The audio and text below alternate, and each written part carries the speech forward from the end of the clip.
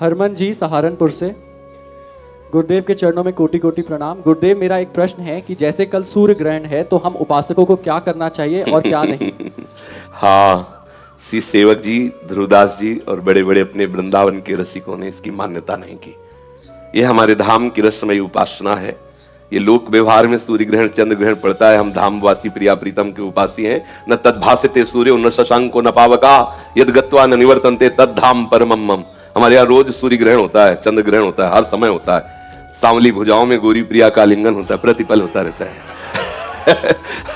हमारे यहाँ सेवक जी कहते हैं, तहां न ग्रहण लगन के वेद, तहां को दिन दिन कछु नहीं, नहीं सुबह शुभ मान अपमान, नहीं अनत भ्रम कपट सयान स्नान क्रिया जब तप नहीं, ज्ञान ध्यान तहां सकल प्रयास सुनो रसिक हरिवंश विलास, श्री हरिवंश गायो राधा वल्लभ श्री हरिवंश। दूसरा कुछ नहीं, प्रिया प्रीतम रस में आनंद मगन हो जाओ। ये सब एक सिद्धांत है। तो एक सिद्धांत दूसरे सिद्धांत के लिए आवश्यक नहीं है कि वो आवश्यक हो। अगर कह दे ऐसा होना आवश्यक है तो आप उदाहरण देख लीजिए महापुरुषों। हमारा सिद्धांत, हमारी प्यारी जो और प्यारे जो के सिवा दूसरा कुछ है नहीं। जब कोई ज्ञानी ज्ञान मार्ग में चलता है तो एक सूत्र उसको स्वीकार करना होता है, ब्रह्म सत्यम जगन मिथ्या।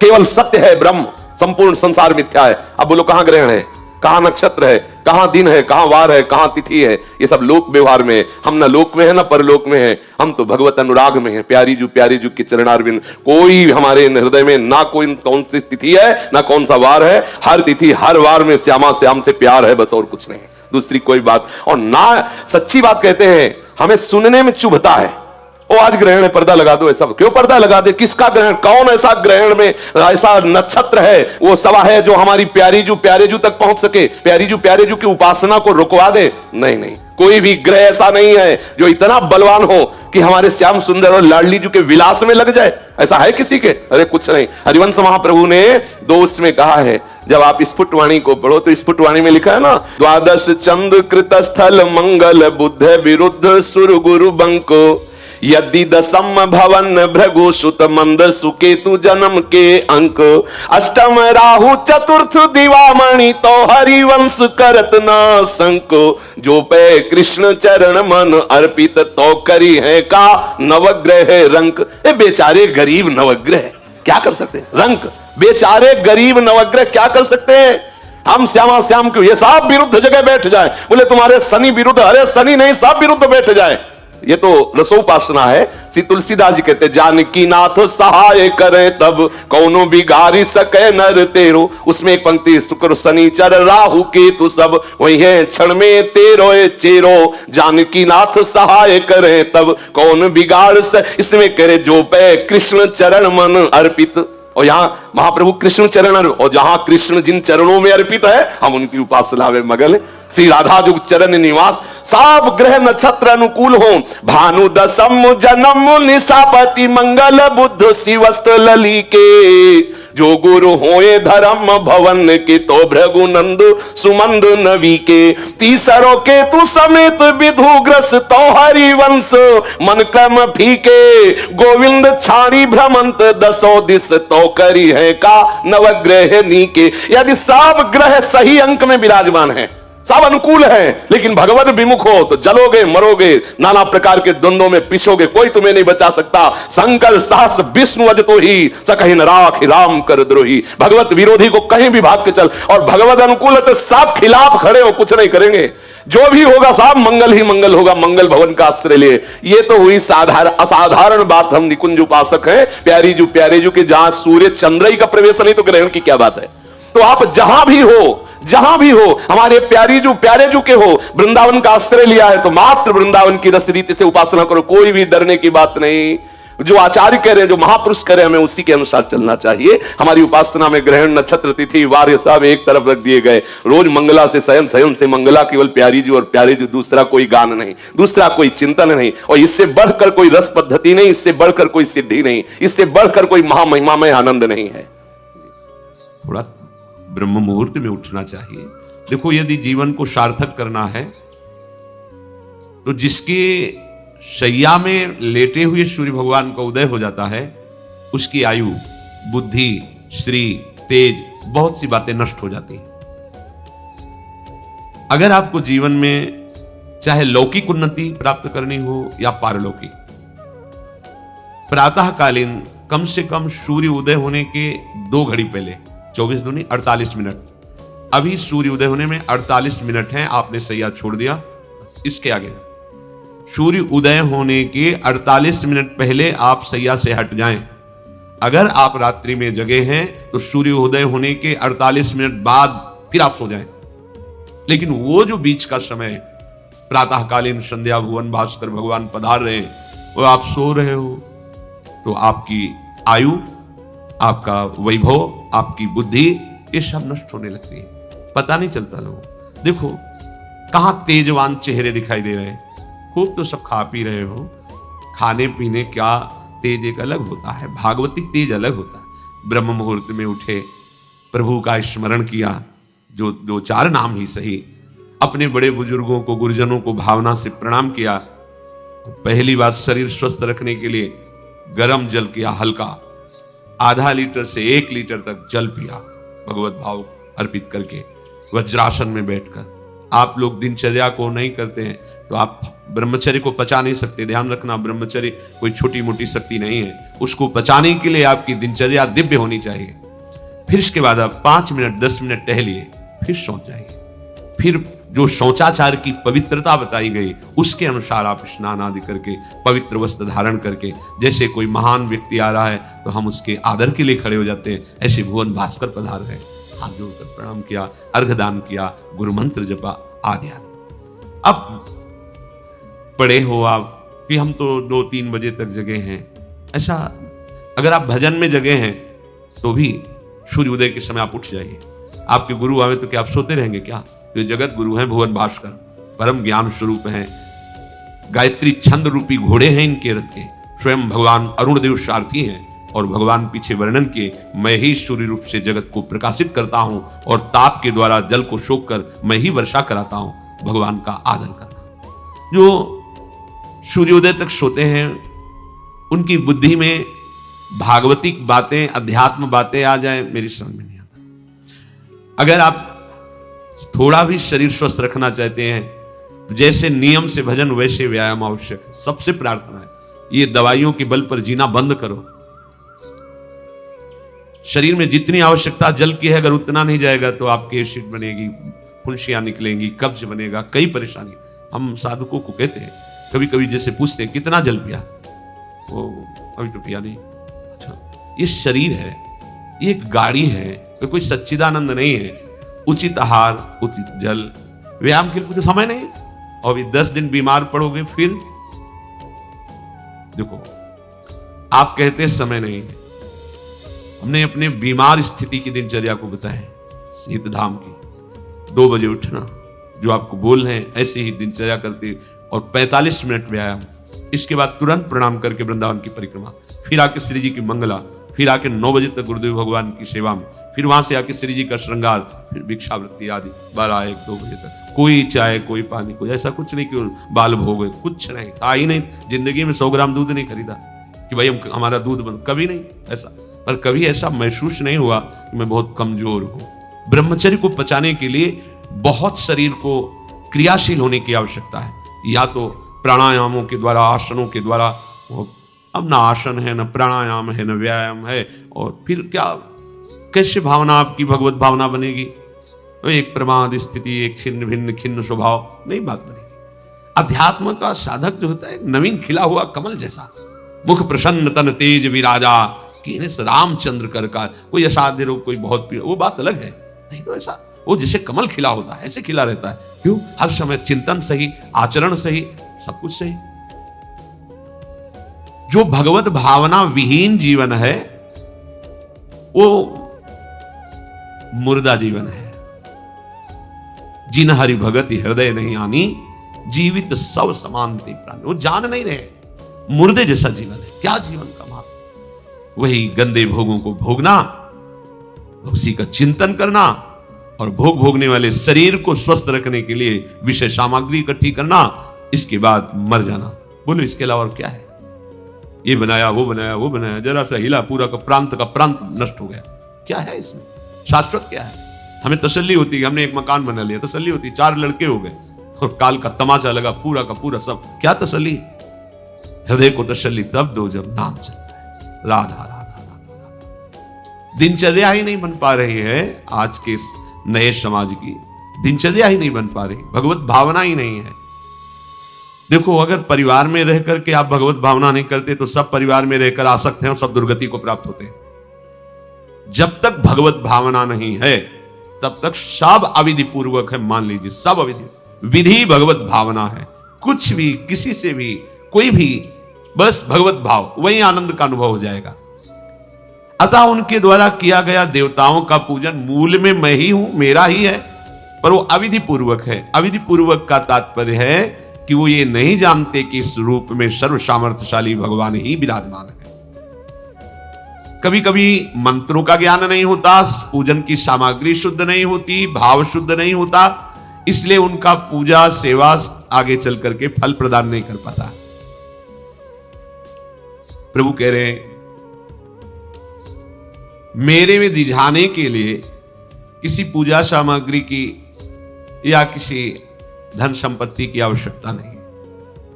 पिता को बस इतना ही चाहिए कि वो अपनापन करके दौड़ के उनकी गोद में बैठ जाए, बस अपनापन प्रभु को चाहिए। माया के भूल भुलैया से वापस लौटिए और एक बात केवल बैठ जाए अगर हृदय में कि मेरे प्रभु, अब मैं थक गया हूं, यहां कोई मुझे सहारा देने वाला नहीं, अपना नहीं, नाथ मुझे अपना बना लो। ये बहुत बड़ी बात है हृदय की। किसी के बहुत भाग्यशाली होगा उसके हृदय में बात आएगी। प्रभु उसकी रुचि का विषय बन जाते हैं। प्रभु जहां वो ऐसा भावना करता है और उसकी रुचि हो जाती है प्रभु में। जैसे हमारी विषयों में रुचि, ऐसे प्रभु में रुचि हो जाती है। अब वो जो भी करता है सब पूजा हो जाती है। ये राह से जल्दी सबको समझ में नहीं आता। ध्यान दीजिए, भगवत भावना विहीन आप जो भी कर रहे हैं वो सब अविधि पूर्वक है, भगवान कह रहे हैं। अगर भगवत भावना युक्त है तो जो भी कर रहे हैं सब विधि पूर्वक। कर्माबाई जी ने, एक विधि विधान जानने वाले संत ने जब कहा कि आप तो बिना स्नान में बड़ा अपराध, ऐसे तुम कैसे बना तो, और वो प्रातः अपनी स्नान आदि दिनचर्या करने लगी तो विलंब हुआ। फिर खिचड़ी अमनिया की ठाकुर जी को, ठाकुर जी आए गोद में बैठ के, एक कवल ही पाए कि उधर पर्दा, भाग के ठाकुर जी गए। खिचड़ी लगी थी, पार्षदों ने कहा जय जय तो अभी भोग ही नहीं पधराया। फिर और बोले कर्मा भाई है ना, वो मुझे भोग लगाती, और पता नहीं उस महात्मा ने क्या समझा दिया विधि विधान, वो भोरी भारी हमारी भक्ता, वो अब नहाने धोने में समय लगाने लगी, इसलिए आज विलंब। देखो तुम जाओ और उनसे कह दो हम विधि विधानों से फंसने वाले नहीं, विधि विधान हमें कोई फांस नहीं सकता है। एक प्रेम फांस है जिसमें मैं फंस जाता हूं। बिना किसी बंधन के अगर ये बंधते हैं उसका नाम है प्रेम डोरी। जय श्री भट्ट प्रेम रस बंधन, क्यों छूटे दृढ़ फंद, बसो मेरे नैनन में दो चंद। ये बात सबकी समझ में नहीं आती। जाओ उनको कह दो जैसे वो बनाती थी वैसे ही बनाओ। पूरा अविधि है। अगर शास्त्रीय सिद्धांत से दे देखो अविधि है, पर वो महान विधि है जो भगवान को आसक्त कर लिया। कौन सी विधि? मेरे अपने प्रभु, मेरे प्यारे रात में भूखे रहते होंगे, ये भाव। भगवत भाव विहीन जितना जो कुछ आप कहोगे कि कैसे अविधि पूर्वक भगवान कह रहे हैं। देखो, जब मथुरा के ब्राह्मणों को भगवत पार्षद सखाओं ने निवेदन किया कि भगवान श्री कृष्ण और बलराम आज इधर ही गाय चराने आए हैं और वो भूखे हैं, आप थोड़ा सा कुछ भोजन सामग्री दे दीजिए। वैसे देखा कि ग्वारिया है, बात ही नहीं की, अधिकारी नहीं समझा, बात का अधिकारी नहीं समझा। ऐसा नहीं कि इनको पता न चला हो कि भगवान का अवतार है, क्योंकि जब भगवान अवतरित हुए सबको पता था कि भगवान अवतरित हुए हैं।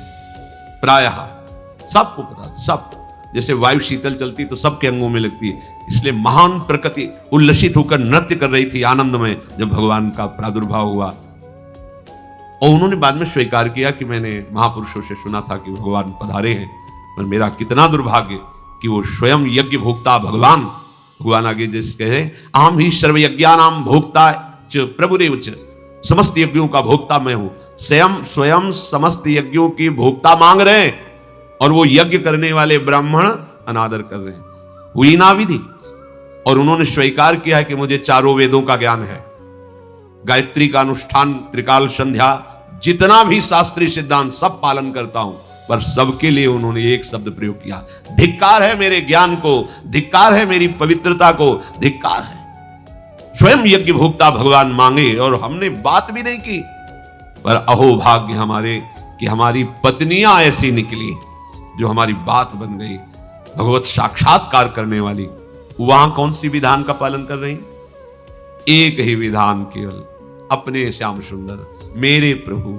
प्रभु की चर्चा सुनकर प्रभु में आसक्ति हुई, आसक्ति ने प्रभु का साक्षात्कार करा दिया। भगवत भावना विहीन बड़े से बड़ा कार्य प्रभु को बिल्कुल पसंद नहीं। दुर्योधन ने दुशासन के महल में ऐसी भोग सामग्रियों का रचना करवाया था कि देवराजेंद्र भी ललचा जाएं, और मूल उद्देश्य था कि श्री कृष्ण को रिझा लेंगे, अपने पक्ष में कर लेंगे। प्रभु ने उनसे वार्ता जब संधि की तो उन्होंने कहा कि बिना युद्ध के 5 गांव की बात क्या, सुई के अग्रभाग भी नहीं दे सकता, सुई के अग्रभाग भर भी जमीन नहीं दे सकता। 5 गांव की भगवान ने कहा था ऐसा करो, तुम हस्तिनापुर के चक्रवर्ती सम्राट पर बैठे रहो, 5 गांव दे दो पांडवों को, वो मेरे भक्त हैं, मेरा आदेश पालन कर। उनका सूजी अग्रे न केशवा, सुई की नोक भर गई। भगवान चलने लगे तो कहा आओ प्रसाद पा लीजिए, भोग पा लीजिए, आइए महल में। तो उनका पाया वहां जाता है। यदि पवाने वाले में प्रीति हो या पाने वाले को मिलता ना हो, बहुत भूखा हो, मेरे को भूख नहीं है, तेरे में प्रीति नहीं है, चल दिए भगवान। भगवान उधर गए भी नहीं, और गए का भगवत भाव भावित विदुर जी के घर, वहां मांग करके छिलके पाए। देखो छिलके पवाना विधि है, अविधि है। अभी सेवा अपराध में सुन रहे थे ना, हाँ, अच्छा से अच्छा पदार्थ प्रभु को पवाना, और वो अच्छा पदार्थ तो फेंक रही है और छिलका पवा रही, अविधि है, पूरी अविधि है। लेकिन यही सही विधि है, क्योंकि वो है ही नहीं भाव में इतनी ऊंचाई पर डूबी। उन्हें कोई जैसी विदुरानी जी वैसे ही लालजू महाराज पा रहे, उनको भी शुद्ध लगे और कह रहे वाह बहुत सुंदर, बहुत स्वादिष्ट। वो भाव पवा रही तो वो भी भाव का स्वाद ले रहे। अपने उपास्य देव में प्रियता हो जाना ये सारी विधि है। इसीलिए अपने वृंदावन उपासी जन जो है, वृंदावन रसोपास्य, यहां मंत्रों के आदेश से सेवा पदार्थ समर्पित नहीं किया जाता।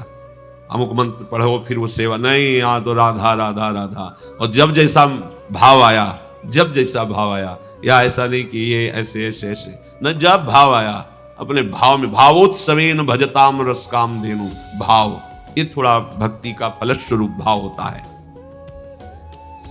जो प्रभु से विलग भाव करके उपासना की जाती है वो अविधि पूर्वक हो जाती है, और जो भगवत भाव करके की जाती है वो सब विधि मानी जाती है।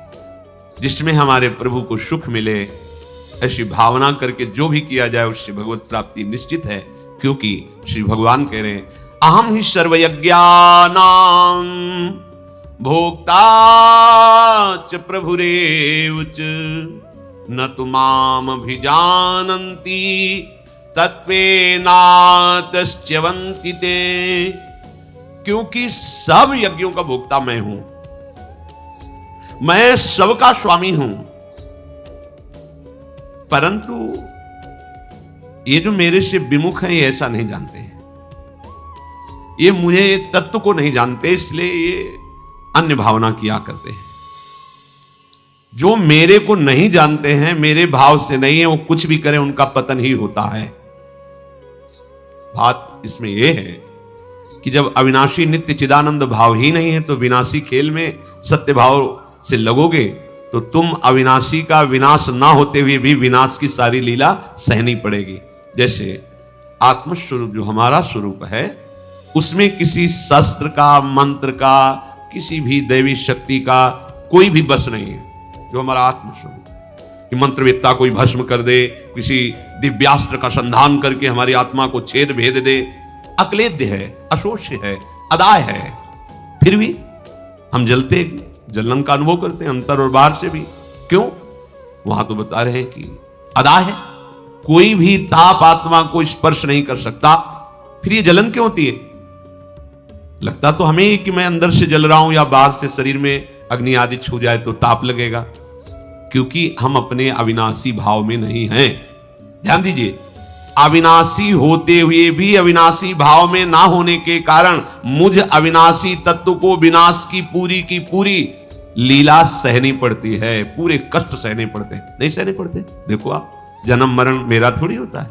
मेरा स्वरूप नैनम छिन्नन्ति शस्त्राणि नैनम दहाति पावकः न चैनम क्लेदयन्त्यापो न शोषयति मारुता, पर हो रहा है। हम जल में डूब के मर सकते हैं, हम वायु के प्रवाह में, हम नाना प्रकार के दुखों के प्रवाह में। क्या हुआ? बोले चूंकि तुम अपने अविनाशी स्वरूप भाव से विलग हो। समझ गए? वही बात यहां श्री भगवान कह रहे हैं कि यदि तुम ये भाव नहीं समझ पा रहे कि सबका भोक्ता मैं ही हूं, सब यज्ञ जितने भी साधन सबका फल प्रभु ही है, मैं सबका स्वामी हूं। जो मेरे को तत्व से नहीं जानते हैं, मेरे पर भाव नहीं करते, उनका पतन ही होता है। कारण ये अविनाशी भाव ना होने के कारण, विनाशी में सत्यत्व भाव होने के कारण परिणामता कुछ हाथ नहीं लगेगा, केवल नाश ही नाश। जब हम प्रभु की तरफ चलते हैं तो उसमें प्रधानता होती किसी संत या शास्त्र के वचन। ऐसे आप चल ही नहीं सकते। कभी भी कहीं भी कोई भी प्रभु की तरफ चलेगा, पहला कदम चला होगा तो किसी न किसी संत के वचन सुने होंगे या शास्त्र के वचन, दोनों एक ही बात है। जो संत भगवंत की वाणी है वही शास्त्र है। बिना उनके वचन सुने परमार्थ का पता ही नहीं चलता है। तो जब हम प्रभु की तरफ सत्संग सुनकर चलने को होते हैं तो ये दो मुख्य बाधाएं आकर खड़ी हो जाती हैं। भोगों की भोग वृत्ति, संग्रह वृत्ति जो हमारे अंदर रही है, तो वो हमको इतना कमजोर कर देती, लगता है अगर ये चीज नहीं होगी तो हम रह नहीं पाएंगे, ऐसी ऐसी व्यवस्था होगी तो हम नहीं रह पाएंगे। बड़ा कमजोर हो गए अपने लोग। हाँ, ऐसा होना चाहिए, ऐसा होना चाहिए, ऐसा होना चाहिए। भोगों का भोक्ता और भोगों के संग्रह युक्त स्वामी भाव। मेरे पास इतनी खेती, इतना बैंक बैलेंस, इतना परिवार, ऐसा ऐसा, और देखो हमारी दिनचर्या में ऐसा चलता है, हम ये खाते रहें, ऐसे करते रहें, ऐसे, और ये सब होता रहा है। अगर हमें भजन मार्ग में ये सुविधा चाहिए, ऐसा ऐसा। इतना कमजोर हो गया है मनुष्य कि वो भोगों की भोगने की वृत्ति और भोगों के संग्रह करने की वृत्ति और भोक्ता और संग्रहित वस्तु का स्वामी मैं, ऐसा, ये पहली परमार्थ में बाधा वृत्ति है। और ये प्रायः हम सब बड़ी खुशी से बाधा लिए चल रहे हैं। देखो ये बड़ा सूक्ष्म, चूंकि देखो अध्यात्म है, अध्यात्म तो जगत से बिल्कुल ऐसे है। कोई बड़े भाग्यशाली जन होते हैं जो सुनना चाहते हैं, उनसे भी बड़े भाग्यशाली जन होते हैं जो चलना चाहते हैं, उनसे भी बड़े भाग्यशाली जन जो चल रहे हैं, उनसे भी बड़े भाग्यशाली हैं जो महत्व रखकर चलते हुए उसका अनुभव कर रहे हैं। जो अनुभव कर लिए तो सतरति सा लोकान तारयति, वो स्वयं तर जाते हैं, स्वयं तर जाते हैं, लोगों को तार देते हैं। ये उल्टी बुद्धि लेकर जब परमार्थ में चला जाता है तो थोड़े ही समय में वो परमार्थ से विमुख हो जाता है। भोगों की भोगने की सुख बुद्धि और भोगों के संग्रह की और उसके स्वामित्व का भाव, जहां अंदर वृत्ति लिए थे वहीं पहुंच गए। ऐसे पूरा जीवन करने पर भी परमार्थ पथ नहीं मिलता और कहने लगते कि हमें 50 वर्ष हो गए परमार्थ में चलते। ये बात समझ लेना, परमार्थ पथ एक कदम भी चलोगे तो तुम्हें इतना स्वस्थ और मजबूत बना देगा कि तुम्हें कोई परास्त नहीं। एक कदम, अरे 12 वर्ष में तो सिद्धि प्राप्त हो जाती है। किसी भी मंत्र को, किसी भी नियम को 12 वर्ष तक किया जाए तो सिद्ध हो जाता है, ऐसा संतों ने वर्णन किया है। पर हम ये कह रहे हैं कि 50 वर्ष भी आप लगा दीजिए, अगर ये दो भाव आपके सुधरे नहीं तो कुछ समझ में नहीं आएगा आपको। आपको याद होगा हितधाम में एक समय शाम टाइम लगभग 75 वर्ष के विरक्त भेष के महात्मा ने एक प्रश्न किया था कि मैं किसी ऐसी आदत से परेशान हूं जो आज 75 वर्ष का हूं, फिर भी मुझे करना होता है। अब क्या करूं, अब तो मरने का समय आ रहा है। मुझे आश्चर्य नहीं, सर्वाश्चर्य हुआ। पूरा जीवन भगवत मार्ग में चलने का प्रमाण देने वाला कि मैं भगवत मार्ग का पथिक हूं, 75 वर्ष की अवस्था में वो अपनी उस वृत्ति को नहीं छोड़ पाया जो भगवान से विमुख करती है। अब कहीं डींग अपने लोग हाँक सकते हैं कि इतने वर्ष हो गए परमार्थ, शरीर का समय व्यतीत करना कोई परमार्थ का मार्ग तय कर लेना नहीं है। विवेक के द्वारा भोगों का त्याग करके निरंतर परमात्म चिंतन, ये परमार्थ का मार्ग है। आप चल के इस पे देखो कैसा अनुभव। लोग समय व्यतीत करते हैं भोग चिंतन, भोग स्वामित्व में, और वर्णन कर देते हैं कि इतने वर्ष हो गए हमको परमार्थ में चलते हुए। दम्भ कभी सत्य वस्तु का अनुभव नहीं कराता, नाटक कभी सच्चिदानंद रस का अनुभव नहीं कराता। भगवत रसिक जी कह रहे हैं, बिन विवेक वैराग्य भक्ति बिनु सत्य न एको मानो। बिना विवेक और वैराग्य और प्रेम भक्ति के उसकी एक भी बात सत्य नहीं मानना है, कोई भी हो, कितनी भी अवस्था का हो। ऐसा जरूरी नहीं कि कोई कितनी भी अवस्था का वयोवृद्ध या कोई, उसकी बात हमें माननी ही है, सुननी है, ऐसा नहीं। भगवान सुखदेव जी 16 वर्ष की अवस्था के हैं, जे ही गंगा की रीति पर चरण पधराते हैं। परीक्षित जी अनशन व्रत लिए बैठे हुए, आमरण अनशन, बड़े बड़े महापुरुष बैठे हुए हैं। श्री सुखदेव जी के पिता पितामह आदि सब बैठे हुए हैं। जे ही देखा दिगंबर वेश, शरीर की शुद्धि नहीं, श्री कृष्ण प्रेम में मतवाले सब खड़े हो गए थे। सब 16 वर्ष की अवस्था के सुखदेव जी और 10-10 हजार वर्ष जिनकी केवल तपस्या साधनाएं, वो सब महापुरुष खड़े हो गए। क्यों? क्योंकि जन्म से ही भगवत अनुराग में दृढ़ महापुरुष, जन्म से ही माया रहित पुरुष, अंदर से ही वैराग्य युक्त। तो वैराग्य, ज्ञान और भक्ति का आदर होता है, अवस्था का आदर नहीं होता। आप कितनी अवस्था के, इसका महत्व नहीं होता। वो चांगदेव ने 1400 वर्ष की अवस्था, ज्ञानदेव जी की शरण में वो शिष्य बने। ज्ञानदेव जी नवीन अवस्था के। जब तक आपके अंदर भोग में सुख बुद्धि, भोगों का संग्रह और उसके स्वामित्व का भाव, स्वामित्व का भाव बड़ा सूक्ष्म विषय है, चाहे गृहस्थ हो चाहे विरक्त हो। स्वामित्व का, अगर एक कमंडल में भी तुम्हारा स्वामित्व का भाव है, तो जैसे एक गृहस्थी के 100 बीघा में स्वामित्व का भाव हो, वैसे तुम्हारे कमंडल में भाव है, ये मेरा कमंडल। प्रयोग के लिए प्रभु ने दिया, इस शरीर के प्रयोग के लिए, दिनचर्या में काम आएगा। बस मेरा शब्द केवल प्रभु के लिए है। मेरे प्रभु, मेरे तो गिरधर गोपाल, दूसरों ना कोई वस्तु, ना कोई व्यक्ति, ना कोई भोग सामग्री, ना कोई पद प्रतिष्ठा, ना लोक लोकांतर, मेरे तो गिरधर गोपाल। अध्यात्म है, भगवत मार्ग है, जिससे समस्त प्रपंच का नाश होकर भगवत साक्षात्कार होता है।